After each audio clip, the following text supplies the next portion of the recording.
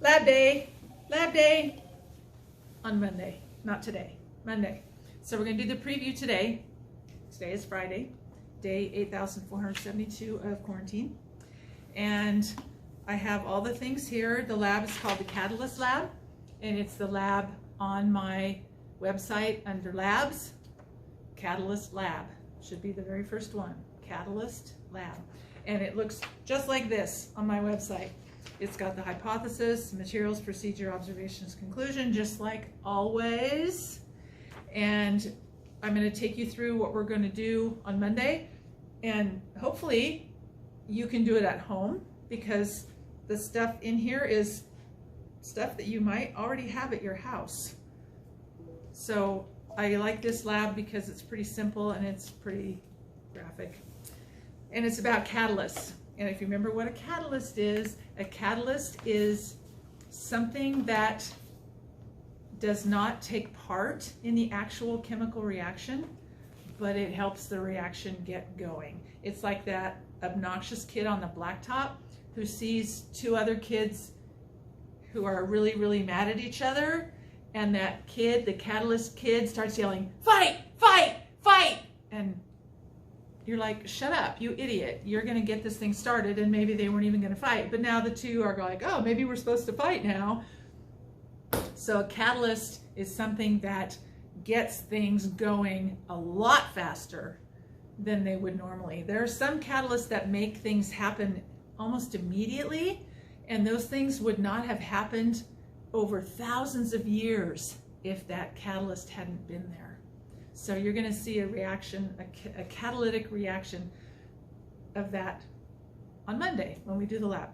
So the materials list: a 100 milliliter graduated cylinder, hydrogen peroxide, active yeast, yeast like you put in a bread maker, paper towel, food coloring, I'm using green, Gilmore green, liquid soap, eyedropper,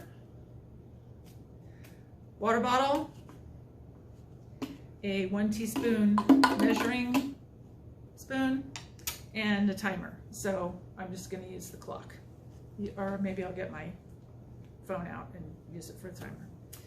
Okay, procedure. Measure 50 milliliters of hydrogen peroxide in the graduated cylinder and pour it into the water bottle. So 50 milliliters of this, pour it in here, 50 milliliters, 50 milliliters. If you don't have a graduated cylinder at home, really, you don't have one of these at home, most measuring cups have milliliters on them. So you could use a measuring cup. 50 milliliters of hydrogen peroxide, and pour it into the water bottle. Okay. Then put 2 drops of food coloring. Doesn't have to be green, it could be any color you want. You can mix red and green. You can, ew, that wouldn't be good. You can mix red and blue. You could mix purple and, no, you can't mix purple. You red and blue make purple. You can mix green and blue. You can mix yellow and green. You can mix blue and yellow, whatever. 2 drops of food coloring. Okay. Using the eyedropper, put 2 drops of liquid soap. 2 drops, not 2 droppers full, just 2 drops of liquid soap into your water bottle. Measure out 2 teaspoons of yeast, 2 teaspoons of yeast onto the paper towel. You put that onto your paper towel. You don't put that into the bottle yet. You put 2 teaspoons of yeast onto your paper towel. And I would fold the paper towel first. It doesn't have to be a paper towel, it can be any kind of paper, but I'm gonna fold it first. And then put my 2 teaspoons of yeast right there. And then when you're watching the time, or somebody's watching the time, or you're gonna be like, okay, ready? And then you pour the yeast into the bottle, and you're gonna time it at 5 seconds, 30 seconds, 1 minute, 3 minutes, and 6 minutes. So if you have your data table already set up, and we'll do that on Monday, set up the data table so that when you need to write your observations down for each of those times, you'll already have it ready to go. And then if you can do this at home, that's great, because you'll be able to see it, hear it, smell it, feel it, everything that you're supposed to do. Don't taste it. It has soap in it. Don't taste it. And if you can't do this at home, that's fine, because you're going to see it happen right here.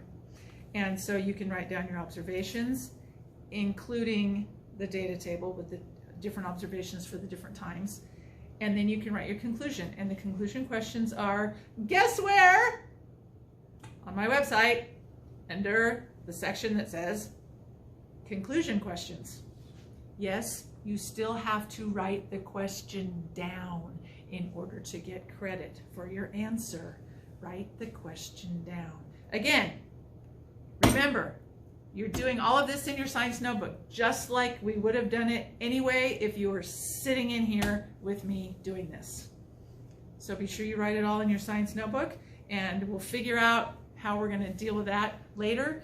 I'm either going to have a whole bunch of stuff to grade in a month or two, and I'm going to be, or we'll figure out how to get it turned in as we go.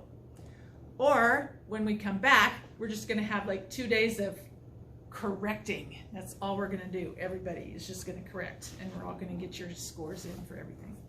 So that's what we're doing Monday. So be ready, Monday, lab day. Woohoo! We're still doing labs. Okay. Have anything to add?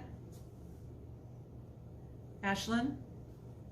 He loves his shirt.